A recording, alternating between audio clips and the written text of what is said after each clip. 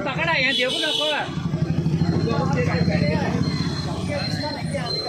तो हो जैसा कि आपको मालूम है कि आज 1501 साल जश्न विलादत है, तो हम गोका के नौजवान और HKGN ग्रुप के लोग आज जो है हमारे गोका कोर्ट सर्कल में सरकार अलैहिस्सलाम के नाम से जो है ना यहाँ पे जूस बांट रहे हैं। तो हम सब लोग आप लोगों से अपील करते हैं कि आप भी ज़्यादा से ज़्यादा सरकार के नाम से जो है ना लोगों को खिलाएं पिलाएं, क्योंकि हमारे नबी अलैहिस्सलाम ने फरमाया है कि खिलाना पिलाना जो है ना ये बड़े सवाब का काम है। तो आप हॉस्पिटल में जाएँ, लोगों को इयादत भी करें, फूड भी तकसीम करें और ऐसे जो राह चलने वालों को पानी भी दे और जूस वगैरह दे। तो हम आप लोगों से ये अपील करते हैं कि आप भी लोग हमारे इस काम में साथ दें और सब लोग जो है ना सरकार के नाम से जो है ना इसाले सवाब करें।